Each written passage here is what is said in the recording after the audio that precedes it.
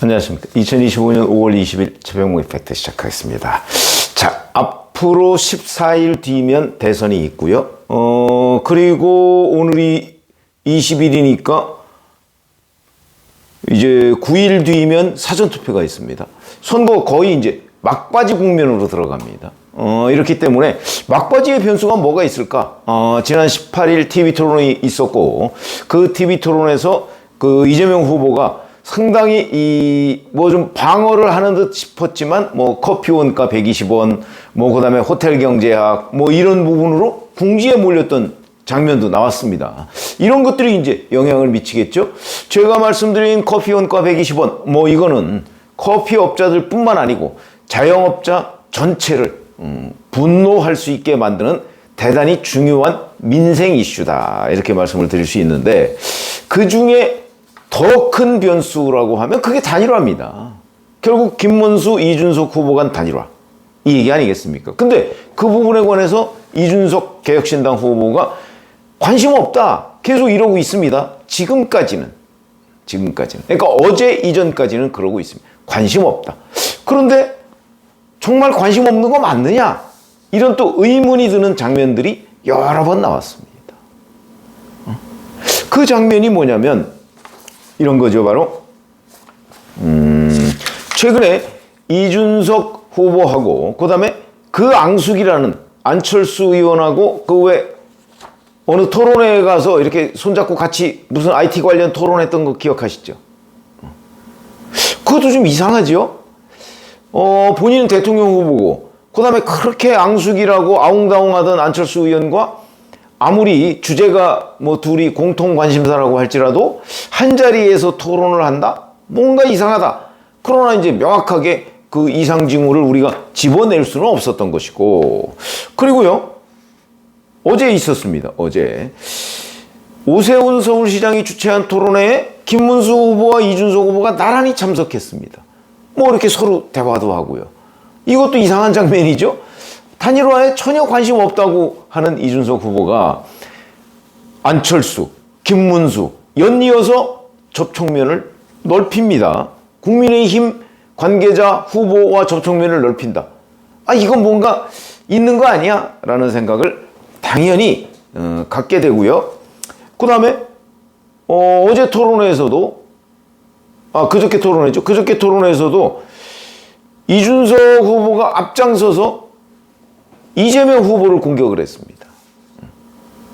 김문수 후보는 커피 원가 120원 이슈를 들고 왔고, 이준석 후보는 지금 얘기한 호텔 경제학, 무슨 얘기냐면 어떤 사람이 호텔에 10만 원 예약을 했다가 예약을 하면 그 10만 원을 가지고 호텔은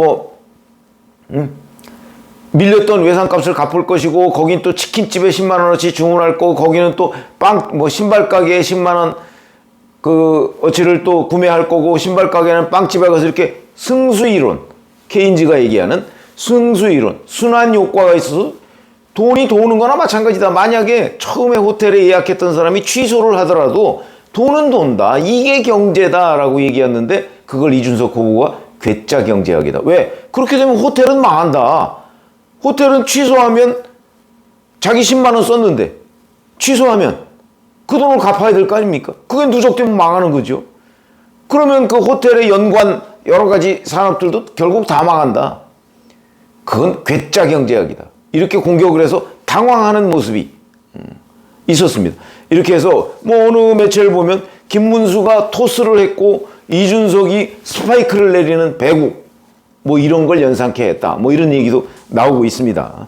자, 어쨌든 간에 이렇게 뭔가 국민의힘과 이준석 후보 간의 접촉면이 넓어지고 공감대가 넓어지는 듯한 느낌이 있습니다. 그건 분명합니다. 그러면서 이준석 후보는 말로는 단일화는 관심 없다고 얘기를 하거든요. 그런데 어제 다른 얘기를 또 이준석 후보가 했습니다. 갑자기 변한 거죠. 채널A하고 인터뷰를 했다는데요. 저렇게 가면 무난하게 이재명 당선을 우리는 지켜봐야 됩니다. 그러면 특단의 방법들을 써야 되는 것이고, 젊은 역동성으로 돌파해보자는 제안을 유권자들에게 하는 겁니다. 특단의 방법을 얘기합니다. 특단의 방법. 그럼 이게 단일화냐? 당연히 기자가 질문을 했겠죠. 근데 여기에 대해서 또 똑부러지게 부인하지 않고 이렇게 얘기합니다. 김문수 후보가 기대하는 단일화 모델이든 제가 생각하는 단일화가 아닌 모델이든 간에 이재명 후보가 무능력자인 것이 인증이 끝나야지 그 다음에 되는 겁니다. 무슨 얘기냐면 어차피 방법은 둘 중에 한 사람만 대선에 출마해서 이재명을 꺾는 건데 지금처럼 이재명 후보가 저렇게 높은 지지율을 유지하고 있으면 그게 어렵다. 그러니까 이재명이 대선 대통령으로 무능력자다 하는 거를 국민들한테 확실하게 각인을 시키고 난 다음에 모색해보자 이런 거죠. 그 얘기입니다. 지금까지 단일화에 관심 없다라고 했던 거하고는 완전히 다른 얘기입니다. 특단의 방법. 이게 곧바로 단일화는 아니지만 그러나 단일화를 향해 나아가는 징검다리 정도의 역할은 충분히 이준석 후보가 인정을 한 셈이다. 그러면서 이준석 후보가 또 이렇게 얘기합니다. 주 타격 방향을 이재명으로 잡아라. 이재명 후보가 30%대나 40%대 초반으로 가면 무조건 그 다음에 다른 아이디어는 나오는 겁니다. 이렇게 얘기합니다. 무슨 얘기일까요? 두 가지의 관점으로 보시면 됩니다. 하나는 본인으로 단일화가 됐을 때 이길 수 있다. 이런 자신감의 표현일 수 있고 또 하나는 그게 안 될 경우라도 40%대 초반, 뭐 30%는 말할 것도 없고 40%대 초반까지 가면 김문수 후보든 자기든 40%대 초반까지 갈 수 있다. 그러면 둘이 합치면 이길 수 있다. 이런 걸 염두에 두고 있는 것 아니냐. 자기가 되면 더 좋고 아마 이런 얘기일 것이다 라는 거고요. 김용태 국민의힘 비대위원장이 5.18에 가서 그 이준석 후보를 조만간 찾아뵙겠습니다 이렇게 얘기를 했다는 거 아닙니까? 그랬더니 빨리 연락 주세요 라고 답을 들었다 이렇게 얘기를 합니다. 물론 이거는 김용태 비대위원장의 얘기니까 이에 관한 이준석 후보의 얘기를 또 들어봐야 되겠죠. 그러나 어찌됐든 간에 거기서 만난 거는 맞고 찾아뵙겠다는 대화가 있었고 그 대화가 뭐 빨리든 뭐든 그렇게 부정적인 것 같지는 않다. 그러면 이거는 전체적으로 최근에 이준석 후보가 국민의힘 관계자들과의 접촉면을 넓히고 그 다음에 김문수 후보와 같은 토론회에 참석하고 그 다음에 김용태 비대위원장과 만나고 그 다음에 채널의 인터뷰에서 이대로 가면 안 되고 특단의 대책을 마련해야 된다 라고 얘기를 하고 이런 것들을 다 종합해보면 그게 김문수 후보가 얘기하는 단일화는 아니더라도 적어도 단일화 문제에 이준석 후보가 입으로 얘기하는 관심 없다 이 수준은 훨씬 뛰어넘었다 하는 거는 분명해 보이는데 자 그러면 이제 문제는 이게 정말 단일화로 될 것이냐 그것이 이제 문제예요. 그것이 단일화 저는 이런 움직임을 보면 이준석 후보가 그게 김문수로의 단일화든 이준석으로의 단일화든 단일화 문제에 관해서 깊이 있게 지금 검토를 하고 있는 거는 맞다고 봅니다. 다만 그게 김문수로의 단일화를 의미하는 것은 아니다. 그것만은 아니다. 그러려면 뭐가 필요하냐. 제가 한번 단일화 관련해서 말씀을 드린 적이 있어요. 이준석 후보의 지지율이 지금보다 더 올라가야 됩니다. 그래서 이재명 후보와 맞붙었을 때 상대가 이준석이든 김문수든 이길 수 있다. 시너지 효과까지 포함해서 그 비전이 보여야 이준석 후보가 단일화를 염두에 실행에 옮길 수 있는 거죠. 그 비전이 안 보인다. 지금 현재의 여론조사 결과를 이제 주류의 뭐 갤럽이나 뭐 NBS나 뭐 면접조사 이런 쪽을 보면 그 비전이 안 보입니다, 지금. 왜? 5대 3대 1 구도. 이재명 후보가 여전히 40%대 후반을 가고 있거든요. 이래가지고서는 둘이 합쳐봤자 안 된다. 뭐 의미가 없는 거다. 그러나 이재명 후보가 40%대 초반까지 떨어진다는 얘기는 이재명 후보의 그 유죄 예정자죠? 대법원에서 유죄는 확정된 거 아닙니까? 형량만 지금 남은 거죠. 그 형량도 뭐 벌금 100만 원 이상은 뭐 너무나 명백해 보이고요.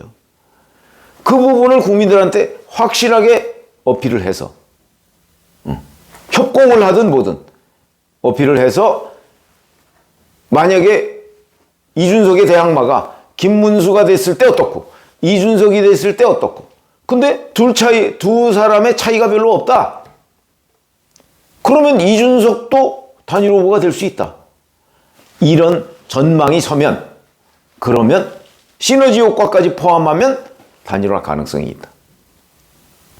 아마 이준석 후보가 그걸 생각하고 있는. 저는 지금 그 국민의힘 측에서 희망 고문을 하고 있는 게 아니라 이준석 후보의 최근 움직임을 종합 분석하고 본인의 말을 분석한 결과입니다. 물론 이게 최종적으로 성사가 될 것이냐? 그거 쉽지는 않죠. 그러나 적어도 이준석 후보가 단계별 전략을 짜고 있는 것은 틀림없는 것 같아. 1단계는 김문수, 이준석 협공으로 이재명 지지율 끌어내리기. 40%대로. 그러려면 토론 등에서 협공을 해야 되겠죠. 공격을 강화하고. 유죄 확정자, 이게 가장 큰 거고. 커피 원가도 물론 중요하고. 괴짜 경제학, 호텔 경제학도 중요하고. 그러나 여하튼 협공. 그게 1차적인 시도가 18일에 있었던 것 아닌가 하는 생각이 들고요. 자, 이게 이렇게 돼서 40%대 중반 초반으로 이재명 후보 지지율이 내려오면 이미 그런 조짐은 있습니다. 어제 리얼미터 조사를 봤더니요. 물론 오차범위 내지만 1주 전에 비해서 1.9%포인트 이재명 후보가 하락하고 김문수, 이준석 후보는 조금씩 올라갔더라고요. 트렌드를 보면. 그러면 이재명 후보는 하락세인 거는 맞다. 급격하게 하락을 안 해서 그렇지. 리얼미터로 볼 때. 이런 거기 때문에 1단계로 이재명 지지율을 끌어내리고 2단계로는 한번 힘을 합치는 걸 모색해보자. 아마 이런 구상을 하고 있는 것 아닌가. 그래서 만약에 1단계가 이재명 지지율을 끌어내리려는 1단계 전략이 성공하지 못했다 그러면 2단계는 아예 없을 것으로 보이고 1단계가 성공했다고 하면 2단계의 실행에 옮길 가능성이 꽤 있다. 그걸 지금 이준석 후보가 말하고 있는 것 아닌가. 그렇게 판단이 됩니다.